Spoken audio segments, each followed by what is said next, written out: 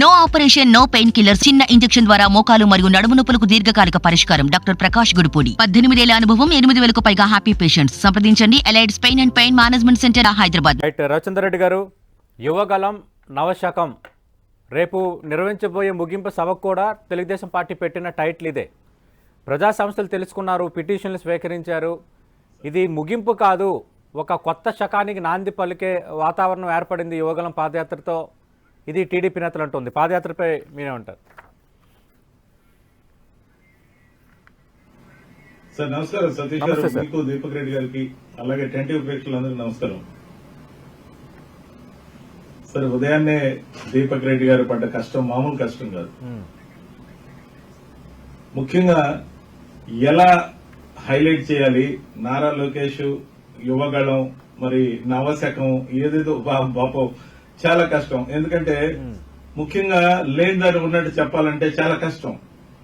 ముఖ్యంగా కూడా ఈ యాత్రలో కూడా తన అనుచరుల్ని, ఒక 4,000 మంది హైర్డ్ పీపుల్ ని నెలకి ఇంతని జీతం ఇచ్చి పెట్టుకుని వాళ్ళని సెక్యూరిటీ కోసం అని చెప్పి కటింగ్ ఇచ్చి, ఎక్కడ జనం లేకపోతే వాళ్ళతో కొంత కవర్ చేసి, మరీ ముఖ్యంగా అచ్చెన్నాయుడు గారు చెప్పారు, ఆయా నియోజకవర్గాల్లో ఎవరు రావట్లేదురా బాబు, ఎండ అని చెప్పి కొన్ని రోజులు రాలేదు, మరి వానని కొన్ని రోజులు రాలేదు. యాత్రకు చూస్తే వాళ్ళ లెక్క ప్రకారమే 79 రోజులు బ్రేక్ ఉంది. జనవరి 27న మొదలైన యాత్ర స్టార్టింగ్ లోనే దురదృష్టవశాత్తు తారకరత్నను పోగొట్టుకోవడం జరిగింది. అయినా కూడా చాలా పట్టుదలతో పాపం ఆయన యాత్ర కొనసాగించారు, కానీ వెనక్కి తిరిగి చూడలేదు. కానీ ఒక్కటి మాత్రం నిజం, ముఖ్యంగా ఇది ఒబేసిటీని తగ్గించుకోవడం చేసిన యాత్ర. యువగళం కాదు, బాడీ ట్రిమ్మింగ్ కోసం తయారు చేశాడు. కానీ లాస్ట్ కి గమనిస్తే మనం మొదట్లో ఉన్న దానికి మించి చివరికి యాత్ర అయిపోయేసరికి ఆయన బరువు పెరిగినట్టు కనపడుతుంది. బహుశా మేమేం తూకం వేయలేదు అనుకోండి, కానీ కనపడడం మాత్రం అలా కనపడుతుంది. కానీ సాధించింది శూన్యం, ప్రగల్భాలు అధికం. ముఖ్యంగా అతిశయం తప్ప అసలు విషయం లేని వ్యక్తి ఎవరైనా ఉన్నారు రాజకీయాల్లో అంటే ముఖ్యంగా నారా లోకేష్. రవిచంద్ర రెడ్డి గారు, బాడీ షేమింగ్ కోసం మాట్లాడడం కరెక్టేనా? బూతులు మాట్లాడి చాలా మంది పాదయాత్రలు చేశారు కదా, అంటే ఒబేసిటీ తగ్గించుకోవడం కోసం ఆ తరహా వ్యాఖ్యలు చేసే యాత్ర గురించి చెప్తే బాడీ షేమింగ్ ఎట్లా అవుతుంది సార్? బాడీ షేమింగ్ గురించి, ముఖ్యంగా ఆయన షేపుల గురించి నేనేం మాట్లాడలే. ఆయన ట్రిమ్ కావాలి లేకపోతే స్లిమ్ కావాలని యాత్ర చేసిన దాని గురించి మాత్రమే ఉటంకించా. ముఖ్యంగా కార్యకర్తల్ని రెచ్చగొట్టిన తీరు ఏదైతే ఉందో చాలా దుర్మార్గం. కనీసం ఒక్కొక్కరు 12 కేసులైనా పెట్టించుకుంటే తప్ప మీరు నిజమైన కార్యకర్తగా నేను గుర్తించను.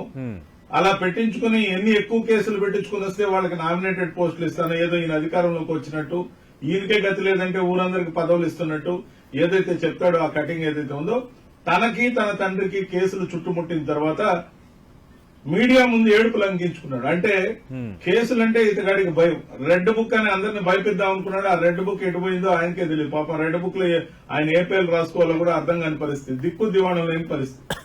ఇప్పుడు టీడీపీ ఎలా తయారైందంటే సార్, టోటల్ గా దివాలా తీసిన పార్టీగా తయారైంది. ఎందుకని ఈ మాట పదే పదే అంటున్నామంటే, ఇప్పుడు ఎలక్షన్ సందర్భంగా మా ఇల్లు మేము సర్దుకుంటున్నాం సార్. 5 సంవత్సరాలకు ఒకసారి వచ్చే పండుగ ఎలక్షన్ పండుగ. ప్రతి సంవత్సరం సంక్రాంతి వస్తుంది, దీపావళి వస్తుంది. మా పండగ సమయంలో మా ఇంటిని ఆర్డర్లో పెట్టుకోవడం, అటు ఇటు సర్దుకోవడం చేస్తుంటే ఏదన్నా పాత సామాన్లు బయట పడేస్తారేమో, అవి ఎత్తుకెళ్లి మనం పండగ చేసుకుందాం అని చెప్పి బయట గోడ బయటే నించున్న చంద్రబాబు, పవన్ కళ్యాణ్ దుస్థితికి ఖచ్చితంగా కూడా మనం అందరం అర్థం చేసుకోదగ్గ విషయం. ముఖ్యంగా వాళ్ళ దగ్గర సరుకు లేదు, సరంజామా లేదు, జెండాలు తప్ప అజెండా లేదు. ఆయన ఈయనతో కలుస్తాడు, ఈయన ఆయనతో కలుస్తాడు. ఎప్పుడు తెలియదు. జెండా ఉంది, అజెండా ఫిక్స్ అయింది. రేపు ముగింపు సభలో ఇద్దరు కలిసి ఉమ్మడి సందేశం ఇవ్వబోతున్నారు. అలాగే త్వరలో జరగబోయే 2 సభల్లో మేనిఫెస్టో ప్రకటించబోతున్నారని ఏపీ టీడీపీ అధ్యక్షుడు అచ్చెన్నాయుడు నిన్న ప్రకటించారు. సార్, అచ్చెన్నాయుడు గురించి ఏం మాట్లాడతాం సార్? అచ్చెన్నాయుడు ఎప్పుడో ప్రకటించాడు, తిరుపతి బైపోల్స్ అయిన తర్వాత ఈ లోకేష్ వల్ల పార్టీ భ్రష్టు పట్టింది, పార్టీ లేదు, బొక్క లేదు, దీనికి మనుగడే లేదని చెప్పి ఆయన స్టేట్మెంట్ ఇచ్చాడు. కనీసం అలాంటి స్టేట్మెంట్ ఇచ్చిన రాష్ట్ర అధ్యక్షుడిని చర్య తీసుకోలేని దైన్యమైన స్థితిలో చంద్రబాబు నాయుడు మరి నారా లోకేష్ ఉన్నారు.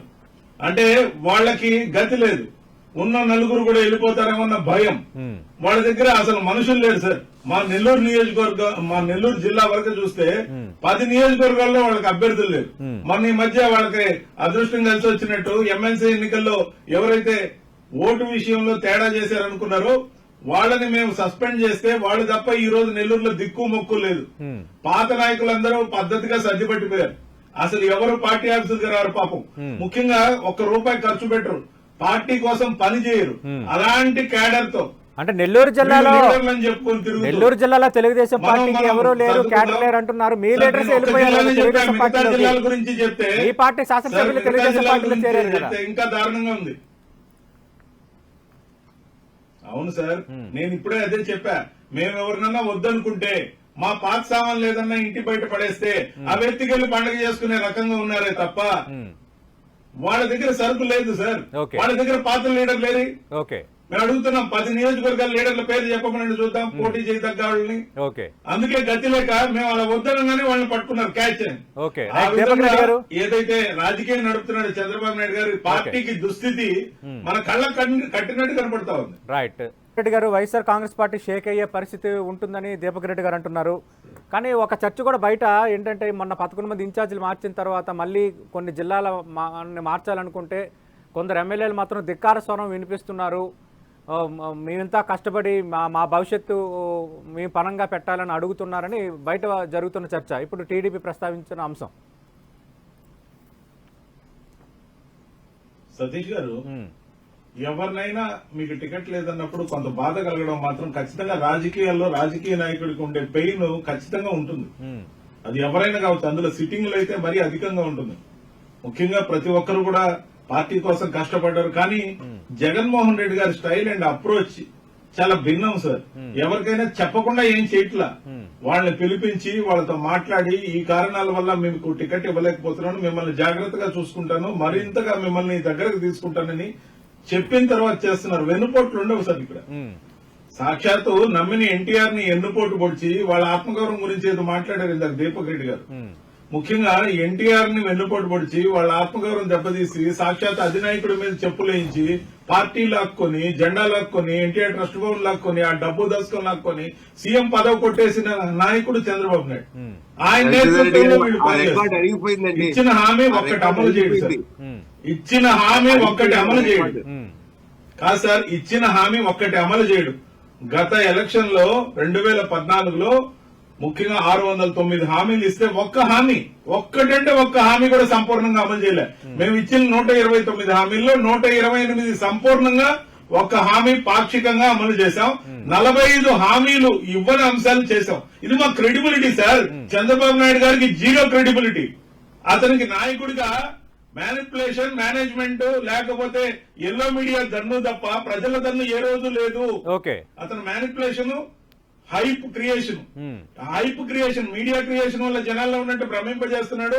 2 పత్రికలు, ఒక 1 ఛానల్స్, ఈ మధ్య కొత్తగా 1000 యూట్యూబ్ ఛానల్స్ పెట్టించారట గూగుల్ పే పెట్టి. సో ఖచ్చితంగా కూడా ఇది తప్ప చంద్రబాబు నాయుడు గారికి ప్రజల్లో 14 సంవత్సరాలు ముఖ్యమంత్రిగా పనిచేసిన ఆయనకి చెప్పుకోవడానికి ఇదంటూ ఏం లేదు. ఈ రోజు మేము 137 స్కీమ్స్ గురించి చెప్తాం. మేము చేశాం. మేము ఒక విధానం చెప్తున్నాం.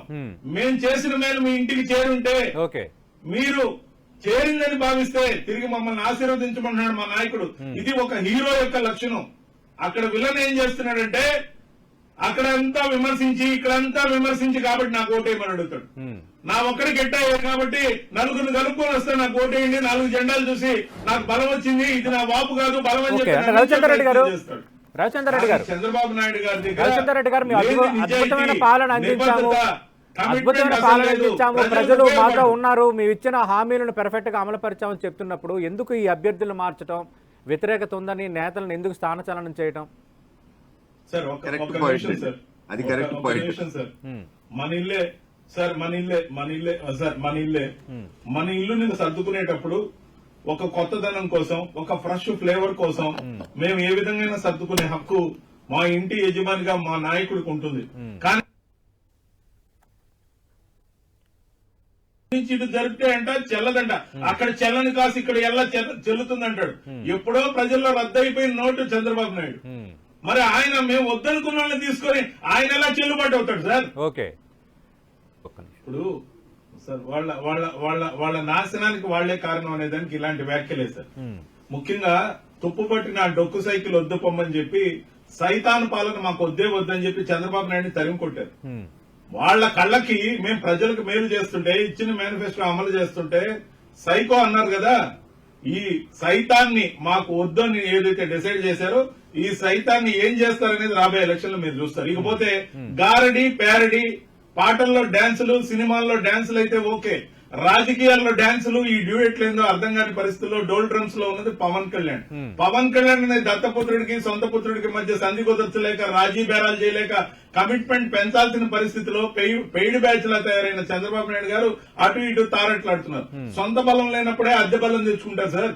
మేము మా సొంత బలంతో వస్తున్నాం, అజెండాతో వస్తున్నాం, ఒకే జెండాతో వస్తున్నాం, ఇచ్చిన మేనిఫెస్టో విత్ ప్రోగ్రెస్ కార్డు వస్తున్నాం. వాళ్ళకి చెప్పుకోవడానికి ఏముంది సార్? 609 హామీలు ఇచ్చారు, ఒక్క హామీ అయినా అమలు చేశారా? మేము తెస్తున్నాం, మేము వాళ్ళ మేనిఫెస్టో తెస్తున్నాం, మా మేనిఫెస్టో తెస్తున్నాం.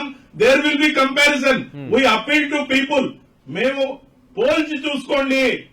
దొంగ బాబు కావాలన్నా, అంటే దొంగ అంటే ఆయన దొంగతనం చేశాడు కదా సార్, దొంగ హామీలు ఇచ్చిన బాబు కావాలన్నా, అన్ని నెరవేర్చిన జగన్మోహన్ రెడ్డి కావాలన్నా ఖచ్చితంగా ఎంచుకుంటారు ప్రజలు. ఇక్కడ గారడి ప్యారడీలు ఏమి ఉండవు, డాన్స్ డ్రామాలు ఉండవు, పెయిడ్ బ్యాచ్లు లేరు. ముఖ్యంగా పేమెంటే వాళ్ళ కమిట్మెంట్, అంతకు మించి ప్రజల మీద ఏం లేదు. 2 పత్రికలు ఉదయాన్నే శుభాన్ని కాఫీ తాగేటప్పుడు తీస్తే ఆ పత్రికల పేర్లు అందరికీ తెలుసు. ఒక్క అక్షరం, ఎన్ని పేజీలు ఉంటే అన్ని పేజీల్లో ఒక్క అక్షరం. 25 లక్షలకి ఆరోగ్యశ్రీ లిమిట్ పెంచితే ఒక్క అక్షరం, అమ్మఒడిస్తే ఒక్క అక్షరం, నాడు నేడు గురించి ఆధునీకరిస్తే లేనే లేదు సార్. ఏ స్కీమ్ ఇచ్చినా ప్రజలకు మంచి జరిగినా ఓర్వలేనితనం. మేము ముఖ్యంగా ఒక పాయింట్ హైలైట్ చేయబోతున్నా. ఇప్పుడు కేంద్ర ప్రభుత్వం రాష్ట్రాలకి కోవిడ్ అలర్ట్ ఇచ్చింది సార్ సతీష్ గారు. గత కోవిడ్ వచ్చినప్పుడు తండ్రి కొడుకులు రాష్ట్రం వదిలి పారిపోయారు. అదే కాకుండా పవన్ కళ్యాణ్ కూడా పారిపోయాడు. కానీ నిలబడి ప్రజల కోసం పోరాడి ప్రజల్ని కాపాడుకున్న కార్పొరేట్ వైద్యం ఇచ్చి కోవిడ్ ని ముఖ్యంగా ఆరోగ్యశ్రీలోకి చేర్చి ఉచితంగా కార్పొరేట్ వైద్యం ఇప్పించిన ఒకే ఒక్క రాష్ట్రం ఆంధ్రప్రదేశ్. ఆంధ్రప్రదేశ్ మాత్రమే ఈ పని చేసింది. మీద ఉన్న ప్రేమతో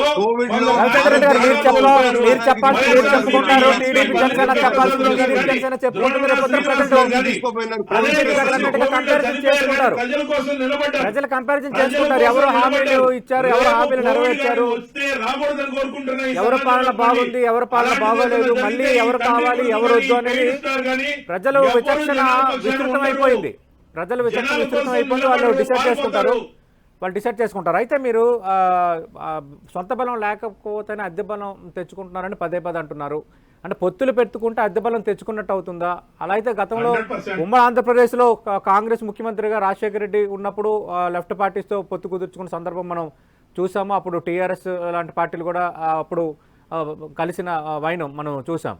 అలాగే మనం నేషనల్ లెవెల్లో కానీ ఎక్కడ చూసినా కూడా ఇప్పుడు ఎన్డీఏ ఉంది, ఒక బీజేపీ లేదు. బీజేపీకి సొంత బలం ఉన్న కొన్ని పార్టీలు సమాహారంగా ఉంది. అలాగే ఇప్పుడు మనం చూసాం ఇండియా కూటమనో లేదంటే ఈ గతంలో ఉన్న యూపీఏ అనో. అంటే బలం లేకనా లేదంటే వేరేనా సార్? ఇది ఒక వేరే డ్రామా సార్. పవన్ కళ్యాణ్ ఒక రాజకీయ పార్టీ కాదు. కొన్ని రాజకీయ పార్టీల మధ్య పొత్తు ఉండడం సహజం. తెలుగుదేశంలోకి చేరడానికి వచ్చిన పవన్ కళ్యాణ్ తో వద్దు కాపులు నన్ను నమ్మరు, కాపులు ఓటు నాకు వేయరు కాబట్టి నీకు ఒక సపరేట్ పార్టీ పెట్టిస్తా, అది నా పార్టీయే, నువ్వు మేనేజర్ గా ఉండు. హైటెక్స్ లో ఆ పార్టీని ఓపెన్ చేసి దానికి ఖర్చు పెట్టాడు. అప్పటి నుంచి ఈ డ్రామా నడుస్తుంది. అంటే కాపుల ఓట్లు మామూలుగా కమ్మలకు ట్రాన్స్ఫర్ కావు కాబట్టి, ముఖ్యంగా చంద్రబాబు నాయుడు గారిని నమ్మరు కాబట్టి ఆ అరేంజ్మెంట్ చేసుకున్నారు. కాపలాగా మనోహర్ గారిని పెట్టారు. ఖచ్చితంగా కూడా ఇదే అరేంజ్మెంట్. దమ్ము ఉంటే చంద్రబాబు నాయుడు గారిని వదిలేసి విడిగా పోటీ చేయమని చేయడు. ఎందుకంటే అతని పార్టీ కాదు, ఆ పార్టీకి వ్యవస్థీకృతమైన చంద్రబాబు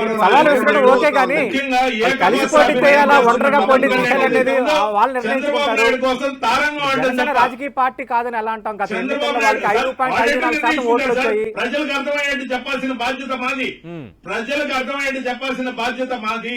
ప్రజలకు ఈ డ్రామా గురించి చెప్పే హక్కు మాకుంది. మమ్మల్ని నిందించే వాళ్ళని మామూలుగా ఖచ్చితంగా విమర్శలు మేము చేస్తాం. దీపక్ రెడ్డి గారు ఒక పార్టీ కాదు. దీపక్ రెడ్డి గారు సొంత బలం లేకుండానే అద్దె బలం కోసం తెచ్చుకుంటున్నారు. దాని మేనేజ్డ్ పొత్తు ఇదంతా జనసేన సార్, టీడీపీ కొద్దిపై కాపుల రవిచంద్ర రెడ్డి గారు ఆత్మగౌరవాన్ని తాకట్టు పెట్టించడం కోసం పవన్ సూటిగా కళ్యాణ్ ఒక మాట చేసే ప్రయత్నం చెప్తానండి. రవిచంద్ర రెడ్డి గారికి ఎలక్షన్ అందరికీ రైట్. అర్థమయ్యేటట్టు మొత్తానికి మొత్తం ఆంధ్ర తిరగబడతారు. రాష్ట్రంలో ఉండే